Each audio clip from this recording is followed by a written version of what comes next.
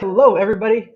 Welcome to our show again. And today we're going to continue looking at the Scotch Gambit, which last time we had an epic video on the Aronian attack. It was really good, and we had a lot of positive um, comments. And I appreciate that, guys. Thanks for showing some love. And sorry if we haven't had a video for, let's say, last a week and a half. I was trying to recover on some sort of like flu-like symptoms, but thank goodness I'm so much better now. And no, it's not COVID for sure, because I wouldn't be here. I'm feeling so much better. And here we go. So last time we covered the Italian game, but today we're going to be covering one of the most critical lines, in my opinion, one of the best lines that Black could play against the Scotch Gambit. And we're going to be using this move order. For those who are interested in applying this using the Bishop C4 move order, the Italian game, if your opponent plays knight f6, you could also use this. Now play this epic move d4, e takes d4, and then we're going to play the move e5. Uh, in my last video, I mentioned that we were going to look at all the knight f6 lines today, but apparently this one particular critical line has a lot of variation. So we're just going to be covering this, and we're going to be covering knight g4, knight e4, and also d5 followed by the main line with bishop d7, which I'll show you guys in the next following video. But this video is one of the less known lines, but in my opinion, I've been playing this from the black side too for quite some time, and the lines are very critical, and you guys have to know it because there are a lot of tricks that you have to know. So here we go: e5, d5, bishop b5, knight e4, knight takes d4. And after knight takes d4, your opponent plays the move bishop c5. Boom, boom. So this move looks like almost a blunder. It seems like because we're attacking the knight on c6 twice, that he's just neglecting that pressure right there. But let's see what happens if you try to eliminate this knight on c6 now. Our recommendation here is to simply to play the move bishop e3. This is the best move in this position. We're threatening to basically take on c6, take on c5, and then take um, on c6 afterwards without him having the trick that he has in this position. So moving back, what happens if we take the knight on c6? Knight takes c6. Your opponent now has this powerful move. Bishop takes f2. Unbelievable. And king f1. If you try to go king e2, this is still not going to turn out well. It's going to be similar to what's going to happen in the game, except for the fact that he has this quick bishop g4 check, which makes it easier for him to really exploit our last move. But in this position, after king f1, your opponent simply takes on c6, bishop takes c6, and now your opponent has this powerful move, king f8. So if you don't have a weapon against a Scotch Gambit, I highly recommend this tricky and also sound line for black. I love those type of openings where they're tricky and they're sound at the same time, and they're epic. Now black has two threats. First off, black is threatening to play bishop a6 check, and the second threat is the powerful queen h4. And he has some ideas like knight g3 check. Ouch! I wouldn't recommend this because once they get to insert bishop a6 check, he has a very powerful pressure against your king. You may have to give up your queen, or and again, even if you get to defend against this, queen h4 followed by knight g3 is also devastating. So taking the rook is out of the question because of bishop a6. I won't recommend this. So Scotch Gambiteers, don't take on c6 here. The best move is to play bishop to e3 now. Our idea is we're exploiting the fact that he's putting the bishop on c5 much earlier than expected. By the way, I mentioned earlier that in the next video we're also going to be covering. This is easy to play against. We have epic ways to play against this bishop d7 line. We're going to cover the knight g4, knight e4 lines, and also bishop d7 in the next video. But today we're going to be covering this super critical move, bishop c5. And now we play bishop e3. And after bishop e3, black has two moves. They could play bishop d7 now. And after bishop d7, we are almost transposing back to the main line. But let's see what happens if they castle kingside. If they castle kingside, we have this epic move now. Knight takes c6, b takes c6, which what happened in one of my games on lichess earlier. But Unfortunately, I forgot the line, but after reviewing it, I feel very confident that no matter who places against me, no matter what their title is, IM, GM, etc., we're gonna be absolutely fine. Bishop takes c5, knight takes c5, and now bishop takes c6. He doesn't have those dangerous ideas anymore. However, there's still a lot of tricks here. After bishop takes c6, it looks like he just gave a pawn. We're attacking the rook, we're attacking the d5 pawn. The first instinct for black is to play bishop a6, but unfortunately this move doesn't quite work here. The best move is rook b8, which was played between Ye Wangquan versus Grandmaster, Super Grandmaster Peter Smith, which the Super Chinese Grandmaster ended up winning with the white pieces. We're gonna see that epic game in a little bit. But what happens if your opponent continues with bishop a6, stopping you from castling? This doesn't quite work out well because all you have to do is to play knight c3. Now again, there's a trick here. You guys have to study this material so carefully. If you take an a8 now, your opponent has queen g5, and boom, it looks like we're doing well and all, but he has a lot of threats.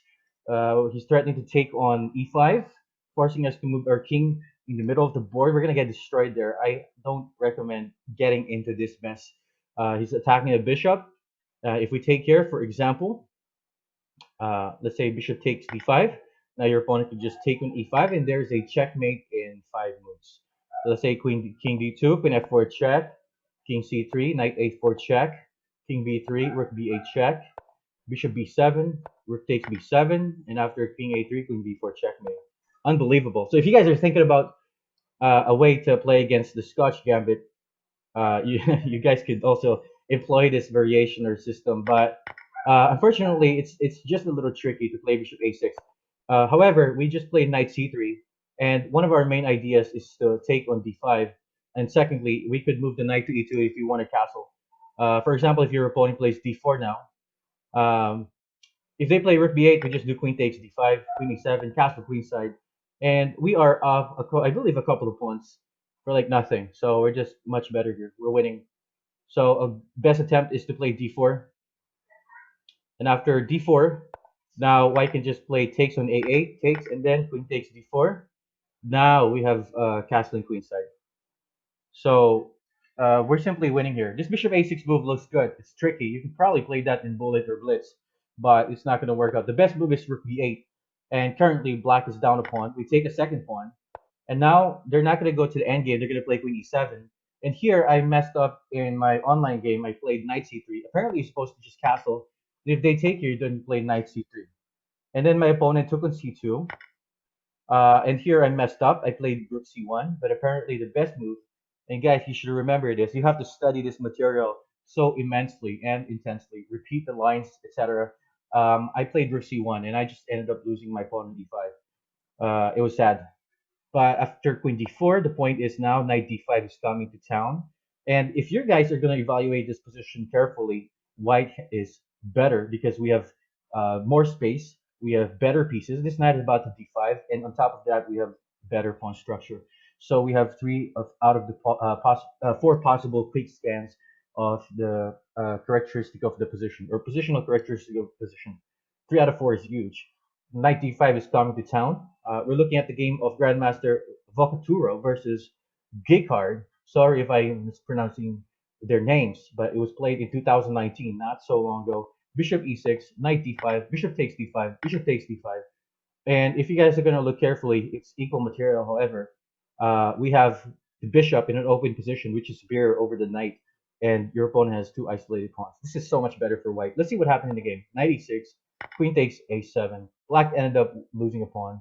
Knight f4, mini trick, really does nothing. Also is threatening the pawn on e5. Rook e1, knight f4, queen e3, nice little defense, pin on the queen. c6, bishop e4, rook takes a2, gaining the pawn back. However, after h4, queen takes g3, and the problem for black is the knight gets trapped and loses the game. This is just an example of how the game could continue. White is very comfortable, and black was signed after queen takes g4. Just didn't work out too well for black. So we're gonna move back to other options. We're gonna look at the game of Grandmaster Yek Wangquan versus Super Grandmaster Peter Svidler, who has a huge fan base on Chess 24. I love Peter. Okay, So instead of castling, so after queen e7, castling, instead of I believe rook takes e2. Grandmaster Peter Svidler played the move bishop a6. And remember, white is still up a pawn. So white just defends the pawn now. Rook d8, queen f3. He gets this pawn back. And this looks a little bit more even than the previous example. However, the problem is now we have bishop d5 attacking the pawn on f7, queen f6, queen e3, another tempo gaining move. We want this knight to move out of the way. The biggest advantage that white has here is our pieces are more centralized. Our minor pieces are better. And after knight e6, yeah, now we have bishop b3, trapping the rook on b2. Knight d4, rook e1, threatening back range checkmate. And again, we're relying on the piece activity. And when you have the initiative, you want to make as many threatening moves as possible. This is a chess fundamental. Queen h4, rook d1. Look at that. Every single move is just basically threatening, and it's looking extremely good for white. Bishop takes f7, rook d6. Basically, I believe black is trying to defend against ideas like bishop g6 check, in case black wants to do something on c2. Also, knight g6 ideas, or yeah, he has major problems with the king now. So rook d6 defends the king, and boom! This move is just so legendary. And the point is, after knight f5, if they take with f5 now, for instance, then we have queen e8. The Chinese super grandmaster or grandmaster simply played phenomenally. And I think this is the last trick in the position. However, after king h1, you don't really want to take that knight because if it takes d1, check, backprint issues, and counterplay. However, we have this epic finish now. If he takes the bishop, we have take the queen with check. It's lost. And if black plays king back, then there's a backprint checkmate. Epic game, epic game. So yeah, I mean it's a little tricky to deal with, and that's why I recommend to all our students and our Rising Phoenix subscribers that you study these tricky ideas of black repeatedly, especially after the move castle.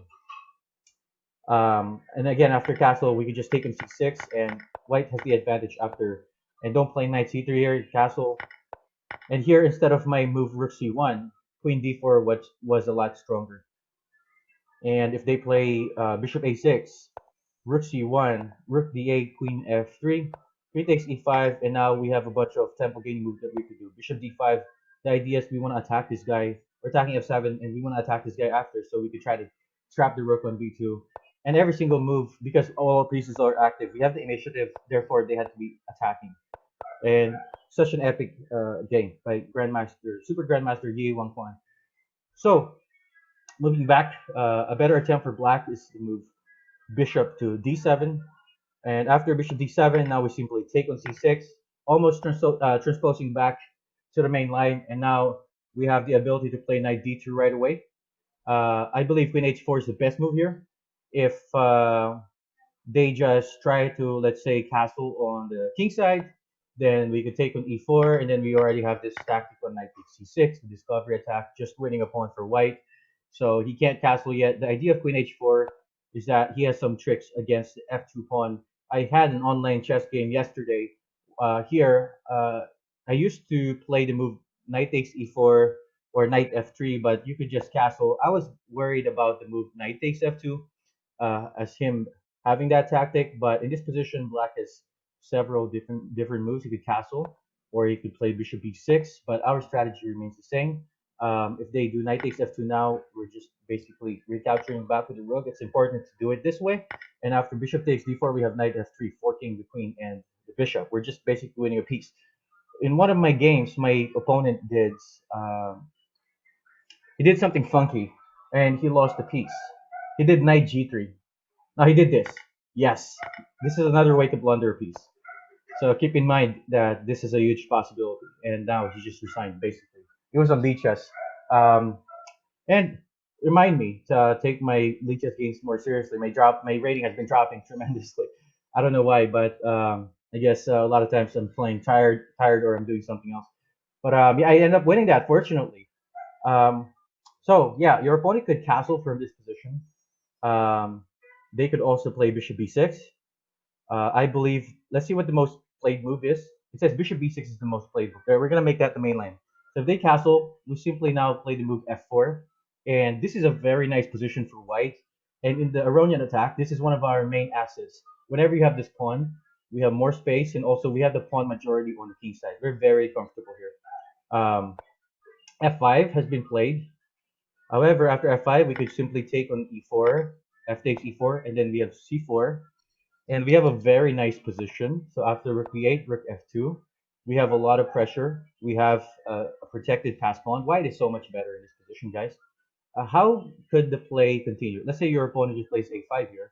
Just for instance, we could take on D5, and we have a tactic now with knight C2. This, and then after knight C2, if they take on E3 now, we have the we have queen takes D5 actually discovered attack followed by knight takes E3. So we have those type of tricks against the D5 square, D5 pawn. They could also try to, let's say, play bishop B6 here. Now we could play B4. Just having this pawn on E5 is such a huge asset for white because we gain more space and we have a protected pass pawn. At some point later, we could advance these pawns, and that's going to be a huge headache for him. And again, typical pressure on the D5 pawn. We gambited a pawn. However, it's still a very good position for white after queen c5. Tempo gaining. We're attacking the rook, and also we're threatening to take on d5, regaining the pawn back. And again, with better pawn structure, with better space, and with better pieces, mobility. So that's bishop b6 could be answered by, or rather, after castles, we just play f4. This is a nice little move to remember. They don't have to play f5 here. Another attempt is to play rook e8. However, we can just take an e4, takes, and again we have knight f5. Observe how bad these pawns are for black. And after knight f5, it's a discovery attack against the queen. If they take here, we take back, and now we're attacking both the queen and the bishop on d7. After queen e7, now queen d4. Um, Again, advantage to white, better pawn structure, more space, and also at the same time weak pawns, very weak pawns for black. So again, it seems like quite some lines, but definitely worth it because this is one of the best lines for black. Although if you guys know what you're doing, you are playing for two results. We're very happy to see this with the white pieces, especially if we've spent some time investing some time studying it carefully. So f4. Um, so if they castle again, uh, just f4. So using our pawn majority, gaining space and supporting that pawn on e5. And one of our main ideas is to take, and we have some ideas to knight f5, or c4 is another idea. Please keep that in mind. So bishop b6 is the most played move. I'm assuming that the idea is c5. However, we play f4 anyway. Don't matter. And bishop g4 was played by Grandmaster Granda Zuniga versus, I believe, International Master Robinson in Isle of Man. Uh, I believe that's in Britain, or a country next to Britain. So after bishop g4, well, they could probably attempt other moves here too, but we're pretty much playing the same way. We want to take here, play c4. Also, we have some ideas of, well, basically c4 is one of our main ideas here. Very nice and very comfortable position. Black ended up winning this game. However, white actually had a huge advantage out of the opening. Yeah, after queen c1, black doesn't really have anything concrete. Everything is pretty much misplaced. After c5, knight f3. The bishop now looks weird. The queen is misplaced. Rook takes f3 is an excellent move. Again, pawn structure is bad. This is the only piece that he has. He has a good piece. And we're about to eliminate that. Castles, c4. Again, repetitive pattern now that you guys should have gotten down by now. And what it does is this is a very powerful move. After c4, we're pressuring the d5 pawn. We're also pressuring the e4 pawn. And at the same time, we blocked off this bishop in the long run. And so that's not going to be activated anytime soon. So black now plays c6, rook h3, queen e7, c takes d5, c takes d5, knight takes e4, and look at how ruined and how bad black's position is. White is so much better here. Although, again, white ended up losing this not because of the opening. The opening was very successful, 1.5 advantage for white, overwhelming. Here, instead of the move queen c4, which is not bad, white should have played a4 to provoke more weaknesses in pawn pushes for black. And after, let's say, pawn a5, the bishop is just so terrible. Queen c4 now is good. Better than ever. And black has a lot of problems. We could pretty much playing every single part of the board here. We could attack these weaknesses. We could go for f5 and f4. Black has a lot of things that he has to control and defend. And white is very, very happy or very pleasant. So again, um, hopefully you guys enjoyed this video. And if you guys are looking for a tricky weapon with the black pieces, not a lot of people know their stuff. And I've seen it happen in Grandmaster and Master games. They don't know how to deal with Bishop c5. But my advice here is not to take on c6. That's a no-no. Don't do that. Bishop e3 is our move, and your opponent has a couple of options here. If they just castle here, we could take on c6. And this is one of the critical lines that you should know. Rook b8 is the best move here, and after rook b8, queen takes d5. Castle, rook takes knight c3. Okay, here you should know this. And the other line is if they play bishop d7 followed by queen h4. So if they don't, if they don't play queen h4, they just do knight takes d2. That's gonna transpose to the main line with bishop d7, which we will cover in the next video. So our Scotch Gambiteers, hopefully you guys enjoyed that video and you guys are gonna play this with full confidence. We will try to out the next video ASAP, so you guys can apply this with huge success. And shout out to all our subscribers and to all our Rising Phoenix students. You guys are the best. Hopefully you can recommend these videos to your friends, and make sure if you haven't subscribed yet, please make sure to subscribe, because then we're gonna feel more energized to up more videos. And even if not, then just being able to help out and put out the information out there to help out our chess players energizes me enough. But more subscriptions would be even better. All right, hopefully you guys enjoy that once again, and you guys have a good day. Bye.